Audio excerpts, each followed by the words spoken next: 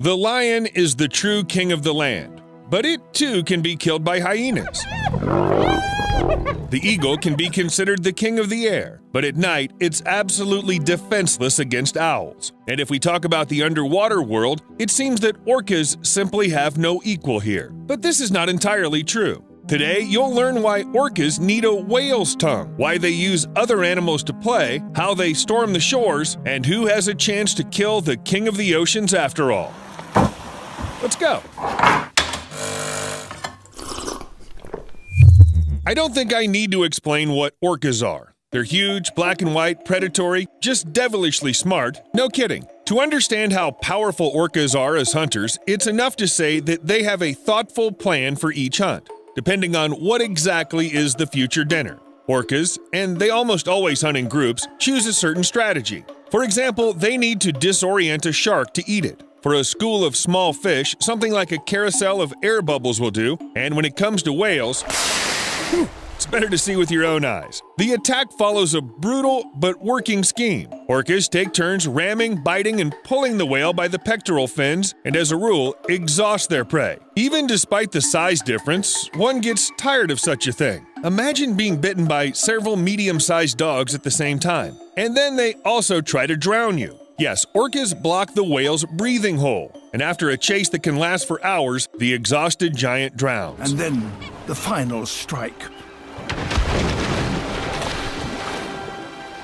Whales, of course, come in all sorts of ways too. Some of them, especially the young ones, aren't much bigger than orcas themselves. But what about the blue whale? It's said to be the largest creature that has ever existed on our planet. It weighs over 190 tons. That's what we're going to eat, orcas must have thought, and they rammed it. Now think about it. Several orcas, which are actually just toothed dolphins, turn a blue whale to flight. Even a giant like that prefers not to mess with them. But the most common prey of killer whales are baby whales. It's so common that whales even protect the offspring of other species if they can. For example, humpbacks were once seen guarding a small gray whale, and it was already dead. They simply didn't allow the killer whale to finish what they started. Probably because they know what happens with the prey, because orcas are such gourmands. Humpback whale calves are one of their favorite dishes, and orcas often eat only their tongues and leave the rest of the carcass for scavengers. Why? Well, apparently it's very tasty. By the way, the same thing happens with sharks. Orcas eat only their liver because it contains useful substances. In short, sharks are kind of like vitamins. And you know, here I am talking about how orcas prey on different types of marine animals. Can anyone stand up to them? Just so long as it doesn't come down to the sperm whale.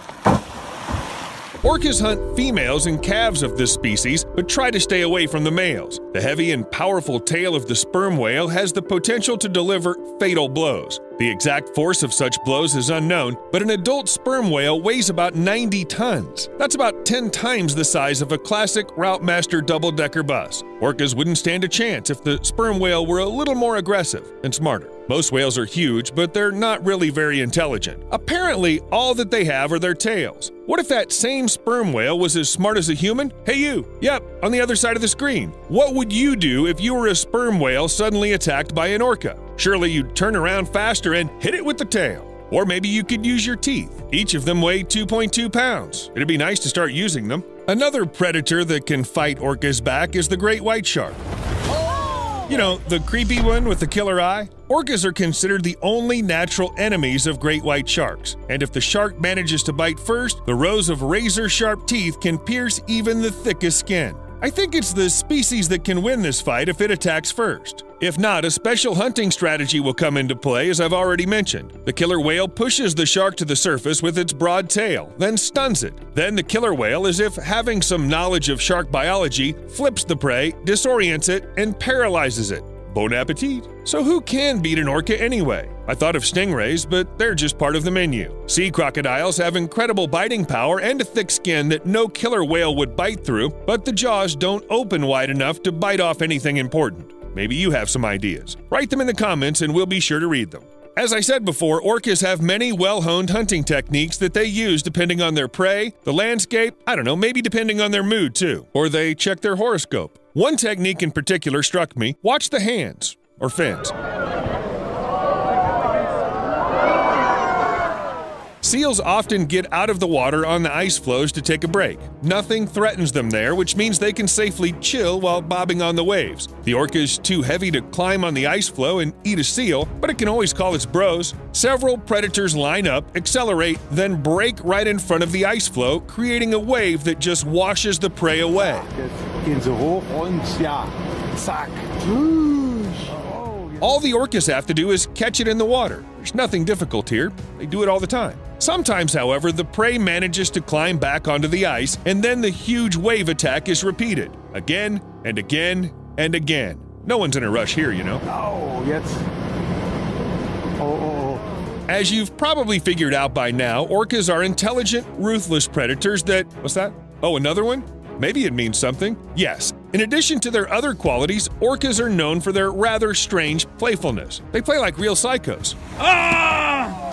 Literally. No, seriously, look at this. Instead of just eating a poor seal, orcas play with it like a ball. And again and again. Sometimes it's a kind of practice just to keep their killer skills up. Sometimes it's a demonstration for the younger generation, and sometimes the game remains just a game. Orcas kill because they're bored. Hey Steve, what should we do tonight? Let's throw other animals until they die. By the way, it's not just seals that suffer. Sometimes it could be stingrays, turtles, or even a penguin. God, it's a bird. In fact, orcas enjoy eating penguins. Unlike other poor feathery birds on the menu, these ones can't just take off and fly away. They have to seek refuge elsewhere. It's always nice to have a human around. Penguin, are you okay? Kowalski! Has anyone seen Kowalski? But a boat doesn't give you 100% protection. What's more, not even land will save you, because if an orca decides to eat someone, it will reach its goal. Seals that are about to make it ashore look like a challenge or the perfect prey to play with. And what else would you call this way of hunting? When an orca almost jumps ashore to grab its dinner running away. As if there weren't enough other prey in the sea for the sake of which it's not necessary to break the laws of nature and get on land. However, look at it. What laws? It wants a seal. Sometimes this desire can turn into a serious problem for orcas. You can find tons of videos online of these predators who got too carried away hunting, missed the tide, and, yep, that's right, they got trapped. I hear ya. What can I do for you, sweetie? I can literally hear the seals laughing in the distance. In such a situation, the orca has only one option for salvation: to get help from people and wait for the tide to return to the sea. Of course, no one will drag a huge animal weighing 3 to 5 tons into the water on their own. Well, in case there's no people around, well, natural selection in action. I can't say that the population of killer whales would diminish without human help, but several dozen of these marine predators certainly owe their lives to people. Maybe that's why they sometimes play so happily with us. Fortunately, not as much as they do with seals, at least not usually. It all looks pretty innocent, even funny, even cute. For example, this orca named Luna lost its family and is so used to people that it acts like a playful puppy, a multi-ton sea puppy. Looking at how orcas play with people, somehow you forget that they're cruel predators, and they have no equal in the sea. And if you've seen Free Willy, you probably can't help but get the feeling that you're being shamelessly deceived. And it's true. Hollywood is the chief deceiver. Even those orcas that perform in aquariums aren't the sweet, good-natured creatures. The best and most horrifying example is Tilikum, a trained male involved in at least 3 human killings. The first was Kelty Byrne, who slipped and fell into a pool where Tilikum and 2 other orcas were. They tossed the girl between them with their jaws, submerged her in the water, and prevented her from surfacing. Kelty drowned. The second victim was a man who snuck into Tilikum's pool after the aquarium closed. But the third human attack was the worst. The orca dragged an experienced trainer, Don Brancho, into the water by the hair right at the beginning of the show. In front of an astonished audience, Tilikum played with the victim as if she were a toy. By the time the people could get to Dawn, she was already dead. What about the killer? Well, it soon went back to performing.